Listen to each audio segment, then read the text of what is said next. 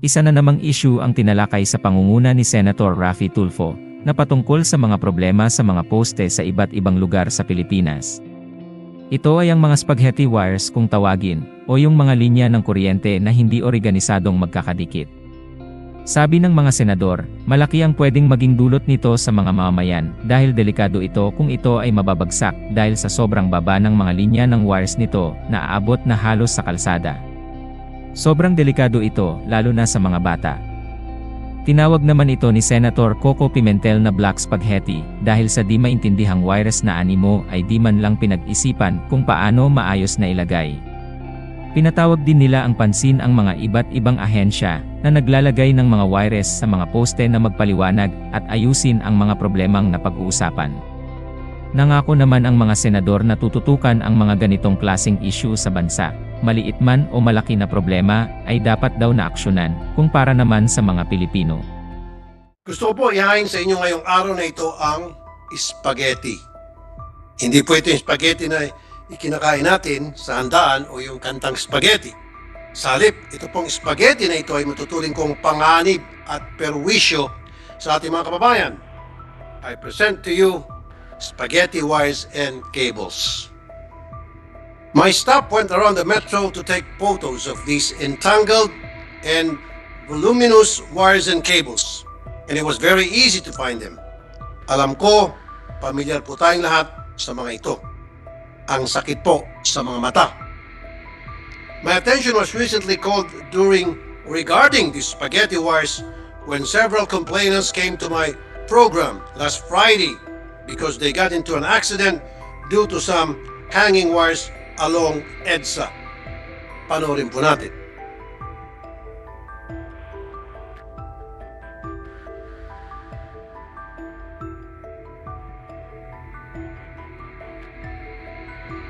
Mr. President. Dito nakakabli ng kawad po. Oh, kaya may ka sa liig, Opo, sir. bandage. Kaya po yung time na yun, sir, binitawan ko na po yung motor ko, hindi ko na po alam kung anong nangyari sa amin. Sa gitna po ng kalsada, sir. Buti lang po yung mga ibang motorcycle rider na tumulong po sa amin. Kasi kung may kasunod pong nangyari sa amin pagkatumba, baka nasagasana po kami noon. Pati si ma'am. Opo. Ang ulo ko sir ang tumama. Tapos yung ipin ko. We already contacted Philippine Global Communications Incorporated through the customer service representative po. We inform po na meron pong ganong insidente nangyari, and also we emailed the police report po. Ano pong sagot nila, Corporal? Ang sabi po nung nakausap natin na si Mika po ay na-forward na daw po nila yung police report doon po sa kanilang legal. Kausapin ko yung chairman ng MMDA. Of course, responsable ng may-ari ng kable. Pero dapat bilang sila yung namamahala niya sa mga kalye, sa EDSA, yung MMDA dapat nakita nila na may mga nakabalanda ng kable, tinawagan nila yung Philippine Global para ipaayos. Sir, maidagdag ko lamang po. Nung gabi po na yun, 4 na sunod-sunod po yung nadisgrasya. 4 po. Maliban pa po sa kanila, may mga nauna po. Siya po yung isa sa mga biktima. Bali, 12 midnight po. Alas 1:30 po ng umaga. At meron pa rin pong nabasagan po ng windshield.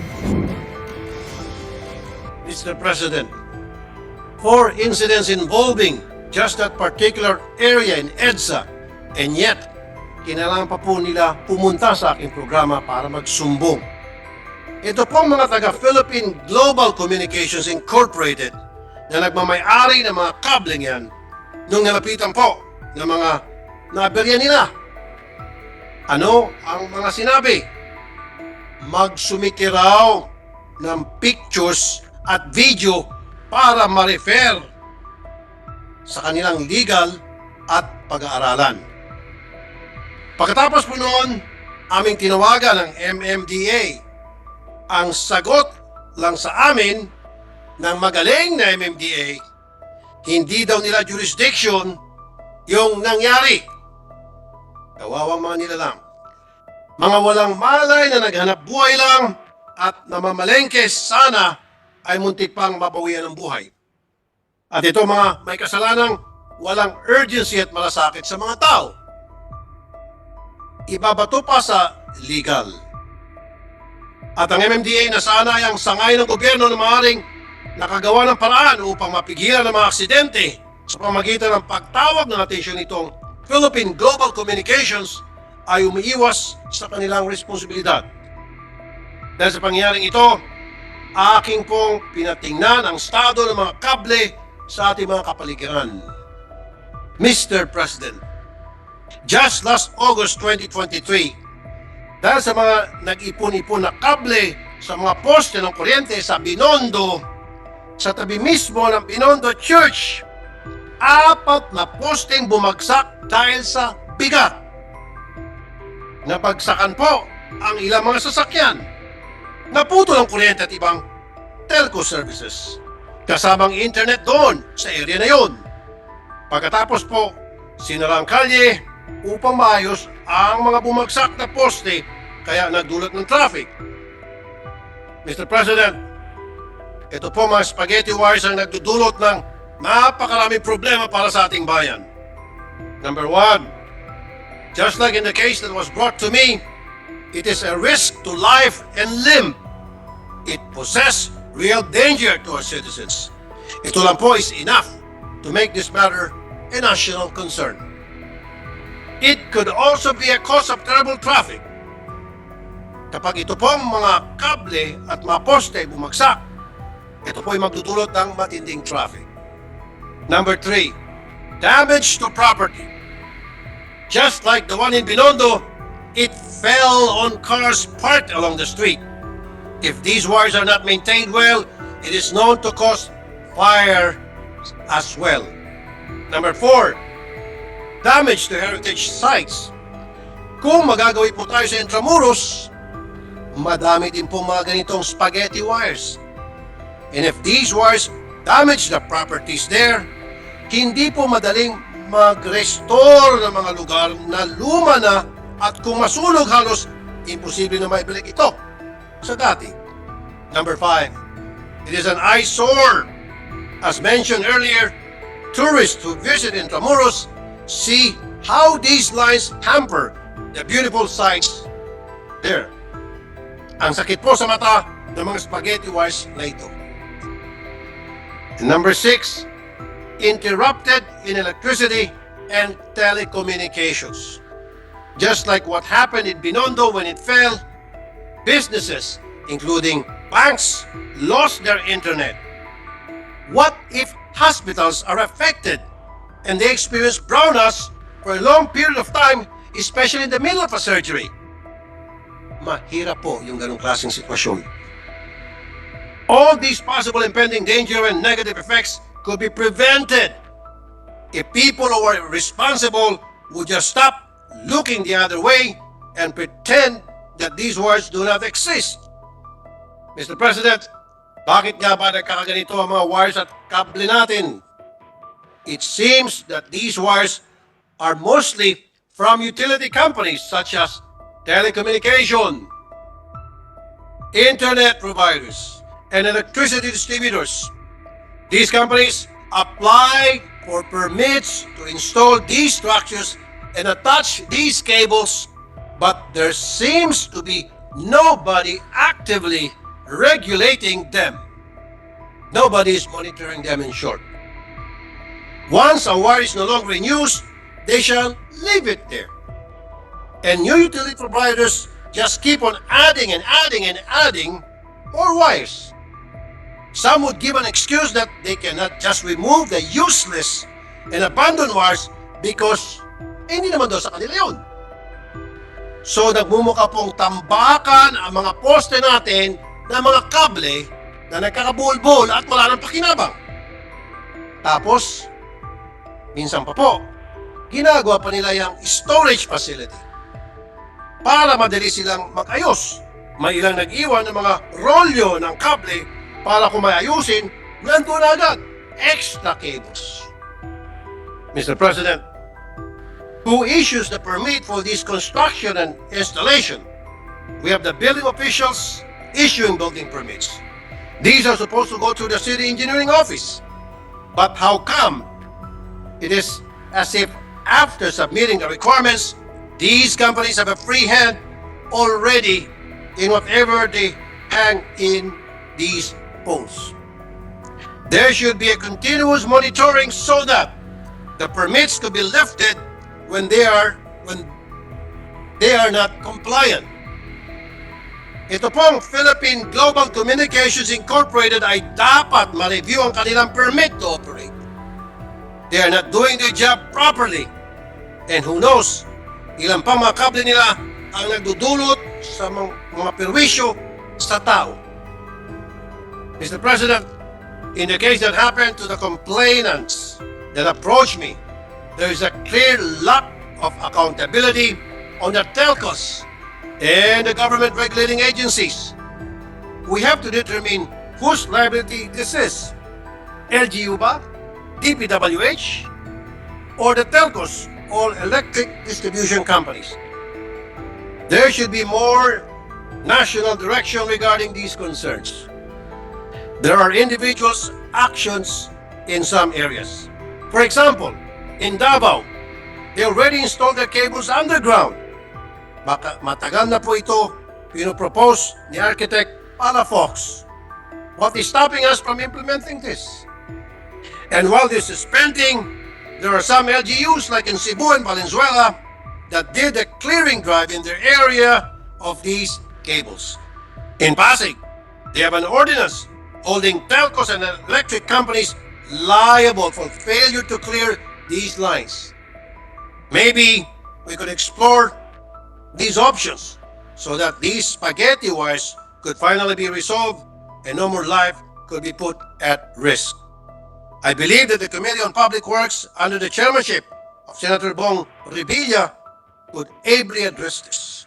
And as chairman of the Committee on Energy, I will take the cudgels against the electric distribution companies.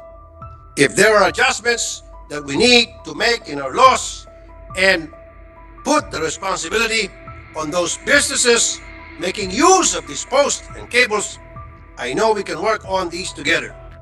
Thank you, everyone. Thank you, Mr. President. Thank you very much. Thank you, Mr. President. Una sa lahat, allow me to congratulate our colleague, Senator Raffy Tulfo, for bringing this to our attention. Matagal ng problema ito at parati natin ito nakikita and we're just maybe taking it for granted.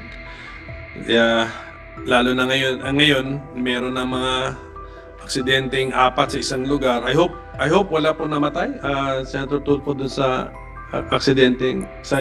Fortunately, wala pa po. Okay. Ito po, Mr. President, na meron akong bisita a few months ago, insan ko na based in the US. Dala niya yung kanyang 13-year-old son. Ang sabi niya sa akin, look at the black spaghetti. Sabi ko, ano yun? What is that black spaghetti? Yung term black spaghetti. The wires. Napansin ng batang laki sa Amerika na yung mga wires nga natin, buhol-buhol at nakikita niya na nagsanga-sanga, buhol-buhol, siguro walang order. Kaya ang napatawag ay black spaghetti. Ngayon, if they lead to vehicular accidents already, Mr. President, posible bang fire hazards din po ito, Mr. President? Makakonsider di ba natin mga fire hazards din ito? Mr. President, that is precisely right. Marami na pong mga incidents in the past. Yung mga kable na kabulbul sa kalye, nag-cause po ng accident like fire. May mga bahay na nasunog at meron na po mga electrocute, but not on this particular case that, Yes. that I did my privilege speech on. Marami na po. You're correct, Mr. President.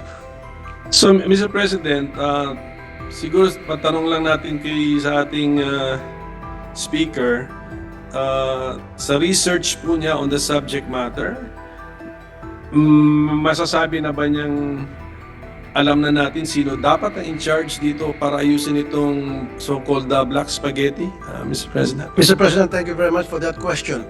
Yeah, as a matter of fact, naka-encounter po kami ng tinatawag nating pagpapasapasahan because when we called the MMDA, because itong problema ito ay sa kalye sa Quezon City, na dapat responsibilidad ng MMDA because meron tayong batas ng MMDA ang nagme-make sure na yung safety ng mga motorista. But the MMDA said, it's not our jurisdiction. Nagugas kamay po sila at itinuro po nila doon sa telco. Actually, Mr. President, wala pa tayong clear na na batas para sabihin who should be responsible dito sa mga spaghetti na nagiging salot yan sa mga kalye. Ito ho ba ay telco, in the case kung ito ay from telecommunication companies? Ito ba ay yung engineering office ng city na kung saan nandun yung spaghetti na wires? Ito ho ba ay MMDA or DPWH? Wala pa po eh. That's why sana po pag nagkaroon tayo ng hearing tungkol dito, we have to come up with something where meron tayong i-delegate na isang agency na would take the lead and be responsible sa mga problemang ito. Para kung may nangyari, sila pong sisin at wala na iba pa. Tama po, importante. Nagawa ko rin yung comment na yun sa isang hearing ni Senator Risa Ontiveros na napansin ko nga rin sa Pilipinas yung if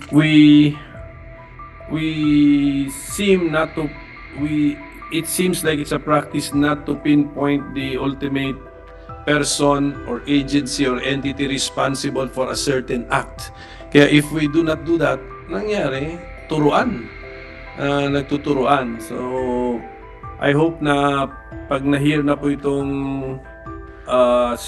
subject matter na ito, ang resulta talaga natin, we can come up with a clear policy na sana ang resulta ay hindi shared power. Pag shared power, patay, wala na naman mangyari. Parang interagency na naman po yan na mga shared power. We must lodge the responsibility to a very specific agency, entity, or person, Mr. President. I agree with you, Mr. President. To give an example, this was a few months ago, pero po na aksidente na isang bata sa isang probinsya, he got electrocuted dahil yung wire, umuulan po yun, nakalawit-lawit sa may kalsada, namatay po siya. Ngayon, hindi po inaako nung may-ari ng electric company kasi sabi niya, dapat daw yung LGU, dapat na monitor ng LGU na may sakop ng lugar. Sabi naman LGU, hindi naman kami dapat yan, dapat yung police. Kasi naisumbong na raw yan. So lahat silang tuturuan. Tuturuan, opo. Sige po, kung nangyari sa Amerika to, I think yung aggrieved party would have sued the local government. Ganun na mangyari. So, dito, although of course, the local governments can be sued. Dito yata ang local government ng Taal, Taal Batangas, tanungan natin kung tama ba yung theory ko. The local government can be sued. And unfortunately, kung manalo yata ng monetary claim yung plaintiff, yung execution ng problema, paano naman niya ma-execute? So maybe we can also look at that concept, Mr. President, the suability of our local government units and other government agencies. But we have to provide also now the mechanism na yung mananalo sa kaso ay hindi pirik victory ito. Dapat may actual makukuha siya from the government agency na kinasuhan niya. I agree with you, Mr. President. The difference between other countries like the US, Western countries, and the Philippines, doon kasi pag may mga pabayaan ng mga ahensya ng gobyerno or even companies for that matter, pwede madimanda. That's why these companies, meron sila palaging insurance na binibili, liability insurance. Dito sa atin, hindi mo pwede, you cannot sue the city government, you cannot sue the barangay, you cannot sue the utility companies or any agency for that matter.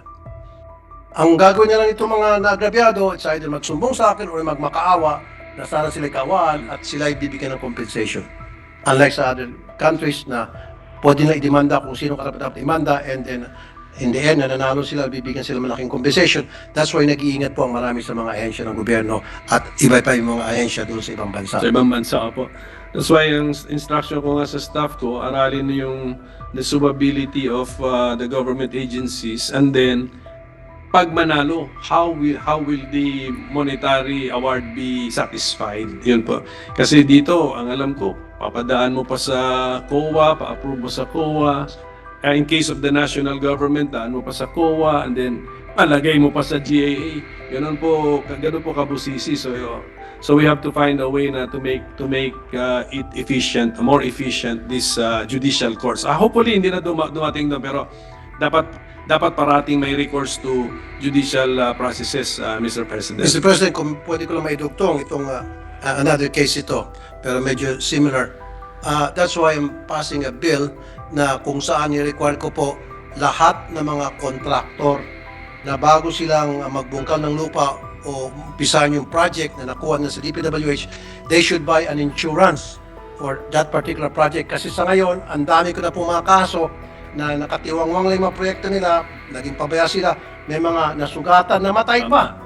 And yet, walang pambayad yung contractor. So ang nangyayari po, yung mga biktima o pamilya ng biktima, kulang na lang po lumuhod doon sa contractor. And kuminsan yung contractor, tatalikod, kuminsan suplado pa, hagisan na po ng barya, tama yan, yun lang kaya namin. Pero kung nirequire mga ito na magkaroon ng insurance, then the insurance will take over kung sakali man may nangyari.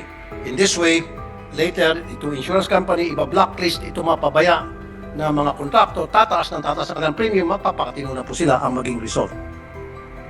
Thank you, Mr. President. Sana nga sa hearing lumabas po ng lahat ng ideas na ito at maano natin talagang maging enforceable. Siguro, Mr. President, di ba yung black spaghetti, so ang isang remedy doon, i-rationalize yung use, yung shared use ng mga poles, no? And then, may nabanggit po yung ating speaker na si Architect Palafox. Ano ba yung suggestion niya? Underground, pero meron na ba tayong idea? Ano ba yan? Is it more expensive to bury the wires underground than to let them hang over poles, Mr. President? So, umpisa pa lang kasi hindi po talaga nakaset up. Well, of course, gagastos po tayo, Mr. President. Medyo may kamahalan yan, pero pag tumagal-tagal na, nagawa natin, nagkaroon ng proper setup, mas makakamura at mas safe pa, Mr. President. Okay.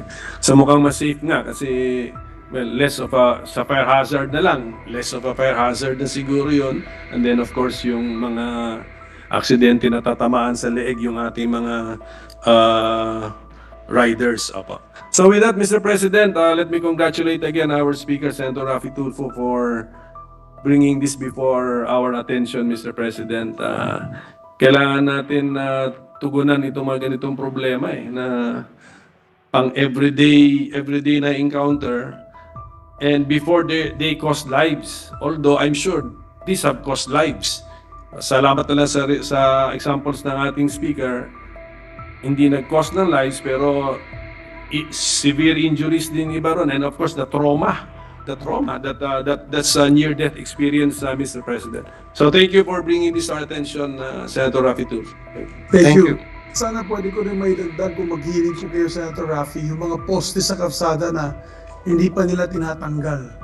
Bago na yung sementado na yung daan, may poste sa gitna dahil wala daw budget ang kooperatiba para mailipat yung sa shoulder ng kalsada. So, it's actually a major road hazard. Talagang nabubunggo yan ang mga tao, motor, tao. Pag sa probinsya, Sir Raffy, makikita mo yan. Maraming, alam din ni Senator Sherwin yan, nagkaroon yata ng hearing sa dati dyan about that issue of poles, electricity poles na nasa gitna ng kalsada dahil hindi naililipat ng electric cooperatives. Thank you, Mr. President. Thank you, sir.